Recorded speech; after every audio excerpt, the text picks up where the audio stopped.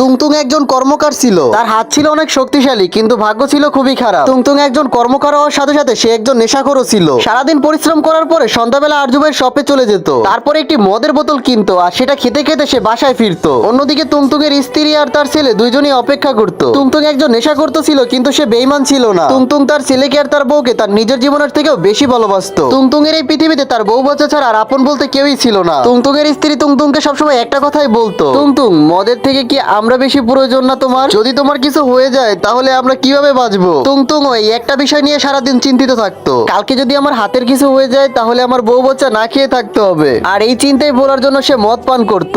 একদিন তুংতুং কাজ শেষ করে সে মদ খেতে খেতে বাসায় ফিরতেছিল, আর তখনই তার অনেক জোরে শিশু পাইতেছিল। তখনই তুংতুং রাস্তার পাশে একটি গাছের পাশে দাঁড়িয়ে সে শিশু করা শুরু করে দেয়। তখনই তার পিছন থেকে একটি আওয়াজ আসা শুরু করে দেয়, সঙ্গে সঙ্গে তুংতুং এর শিশু বন্ধ হয়ে যায়। তুংতুং অনেকটা ভয় পেয়ে যায়, আর সে এদিক ওদিক দেখতে থাকে। হুট করে তুংতুং দেখতে পায় তার সামনে একটি কুয়া রয়েছে। তুংতুং মনে মনে ভাবতে থাকে, কেউ আবার এই কুয়ার ভিতরে পড়ে যায় নাই তো? তুংতুং তখন তাড়াতাড়ি করে দৌড়ে সেই কুয়ার পাশে চলে আসে আর নিচের দিকে তাকায়। কুয়াটা অনেক অন্ধকার ছিল, কিন্তু হঠাৎ করে সেটার ভিতরে আলো জ্বলে ওঠে। তুংতুং এর ছেলে অনেকটা বড় হয়ে গেছে, আর তার হাতে একটি হাতুড়ি। তুংতুং এর ছেলে কোনো লোহা কেনা, বরং তার বাপের ছবি ভাগার জন্য হাতে একটা হাতুড়ি নিছে, আর জোরে চিলে চিলেই বলতেছিল, নেশাখোর একটা, এত তাড়াতাড়ি কেন মরে গেলে, আমার জীবনটারে শেষ করে দিয়ে। তুংতুং এর নেশায় এক পলকে কাইটে গেছে। তুংতুং পরে আবার দেখতে পায় তার স্ত্রী একবারে বুড়ো হয়ে গেছে। অসুখের ঠেলায় সে বিছান থেকেই উঠতে পারে না, আর প্রতিটা নিঃশ্বাস শেষে তুংতুং এর নাম নিতেছিল। এটা দেখে তুংতুং অনেক জোরে চিল্লায় বলে, এটা মিথ্যা কথা। তখন এই কুয়া থেকে একটি সাউন্ড ভেসে আসছিল। কুয়া থেকে সাউন্ড আসছিল যে এটা ভবিষ্যৎ না, এটা তোমার বর্তমান। তুমি যদি এরকম চলতে থাকো তাহলে তোমার ভবিষ্যৎ এমন হবে। ওই দিনের পর থেকে তুংতুং আর কখনোই মদ খায় না। কয়েক বছর পার হয়ে গেল, তুংতুং এর ছেলেও অনেকটা বড় হয়ে গেছে।